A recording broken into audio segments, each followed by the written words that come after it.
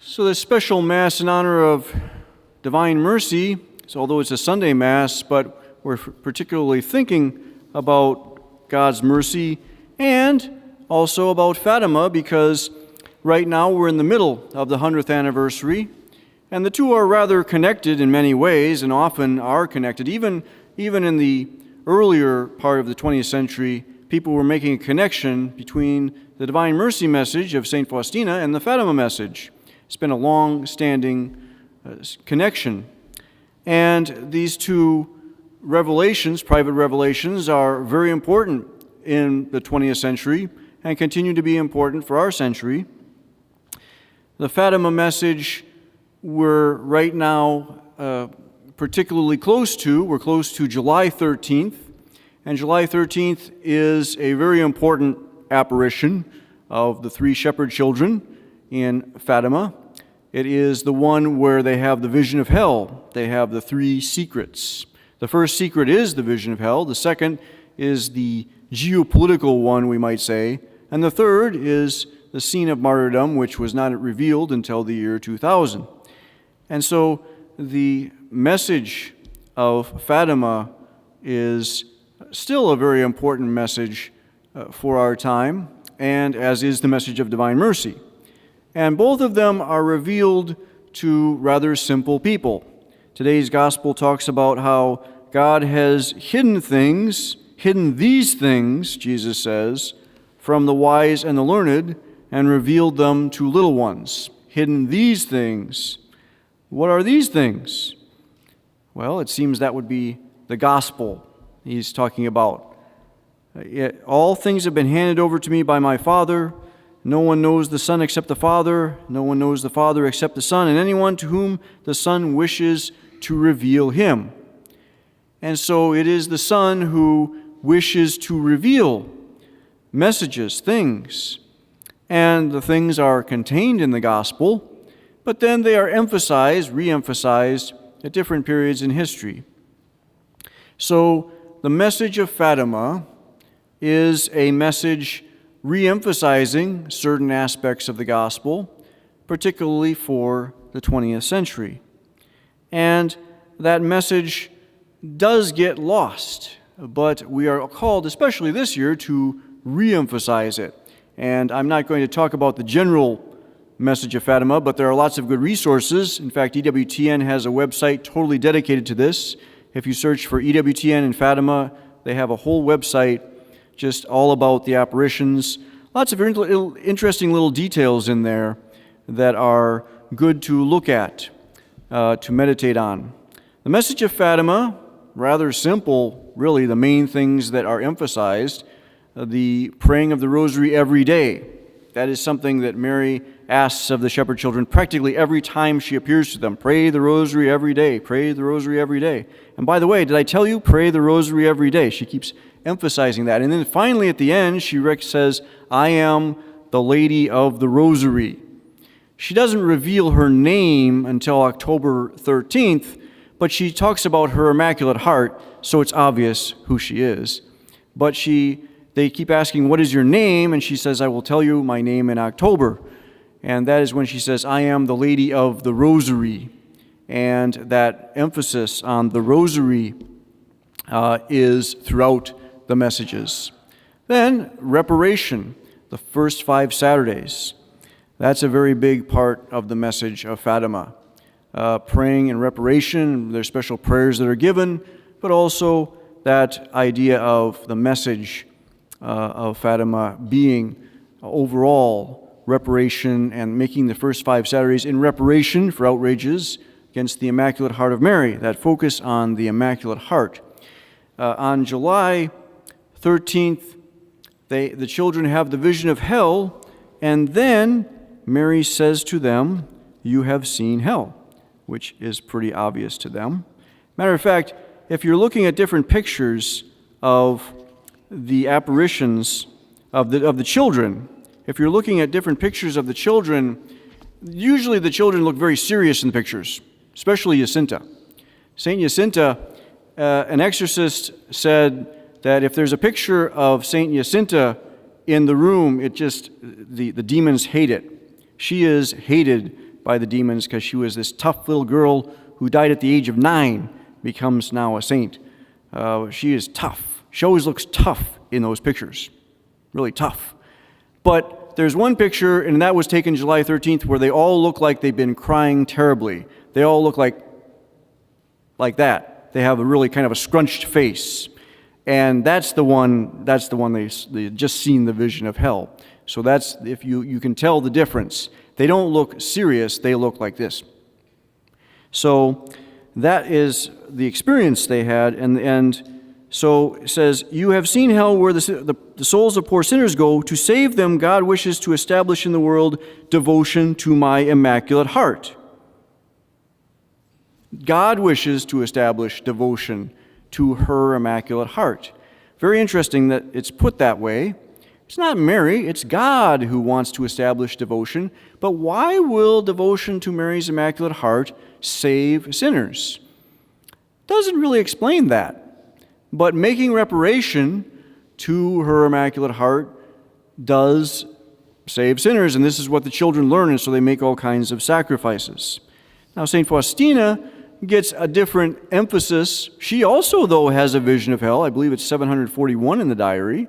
She also has that, but her emphasis is on a message for the sinners. Fatima is more a message in praying for sinners, making reparation for sinners, trying to save sinners through our prayers, helping God to save sinners through our prayers, whereas the message of divine mercy is more for the sinner himself or herself. That's the actual message of salvation.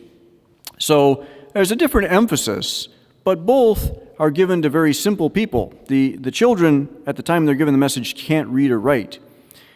St. Faustina has 2 grades of education. She can't write very well, and yet her diary is now a bestseller. Imagine someone who got through 2nd grade and now they have a best-selling book. Impossible normally, but this is the case. This is who God chose. And on the other hand, the Jacinta and Francisco, who are now saints, they never learned to read and write. Never learned to read and write. Not even that. Now they're saints. And Lucia, who would be a little while longer, Mary said, you will stay a little while longer, about 80 years. That's a little while longer to Mary, apparently. She does learn to read and write, and of course writes about the apparitions, has other apparitions later on, too, in the 1920s. So the message of Fatima is for us one that is revealed to little ones. And St. Faustina, we could say, is pretty young also. She is a little one. She can't do much other. She's not a choir sister. She can't educate. She's a little one, even in the community. The children in Fatima are little ones, revealed to little ones, hidden from the wise and the learned. It's like God has hidden these things. Only the little ones know what's really going on. The wise and the learned think they know what's going on. The little ones really do. And this message that is given to them is so crucial, so important. And yet a lot of people want to take various parts of it and try to make a big deal out of it and make Fatima into something it was never intended to be. But Fatima was intended to be a message of us to pray the rosary every day, make reparation 5 first Saturdays, to do our part, not that we earn anything, but that we are cooperating with grace, we are giving our lives to God, and making reparation, doing our part. Because obviously, most of the world is not, quote-unquote, doing their part. Most people will never hear the message of Fatima, or, for that matter, the message of divine mercy. And they will not be interested either. I know a lot of my relatives could care less about any of this stuff. What is the use of that goofy religious stuff? No use. No use. So the people, the little ones who get the message, they're the ones who have to take the message. If you get the message, you take the message. If you ignore the message, then the little ones have to try to make reparation. And that's what we're called to be little ones, to have that humility we see in these children. Jesus says he is meek and humble of heart. And he is, even though he's all-powerful, even though he could squash anything like that. And he does, in the end. One of the things in the diary of St. Faustina's complaining, it seems like there's all kinds of evil in the world. Jesus says, I have all eternity for punishing them. That's not a problem. It's not a problem for him to punish. He has no problem with punishment, but he's trying to save. He's trying to give mercy. And so the problem is to receive the mercy. That's the problem from our side. So the message of Fatima, the message of divine mercy, all are, from our part, receiving what's been given, what has been given to the little ones. And that's what we're called to. We're called to receive. And here, at Mass, we receive Jesus himself, and we receive the mercies. We will now have the opportunity also after Mass to touch the monstrance, receive mercy from Jesus in that way. There's a relic of St. Faustina. Receive the graces coming through veneration of the relic, venerating the image of Jesus. All these ways are ways of receiving grace. So we're called to this. We're called to receive what the opportunities God gives us, and then to take advantage of this, not worrying that there's so many that don't, because Jesus says, here, I'm going to hide this. And the one thing that's in all the Gospels and Acts is, look, but you will not hear. Listen, or look, you will not see. Listen, you will not understand.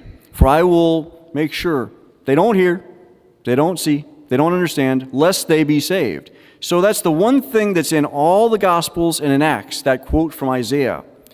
Look, you won't be able to see. Here, listen, you won't be able to hear.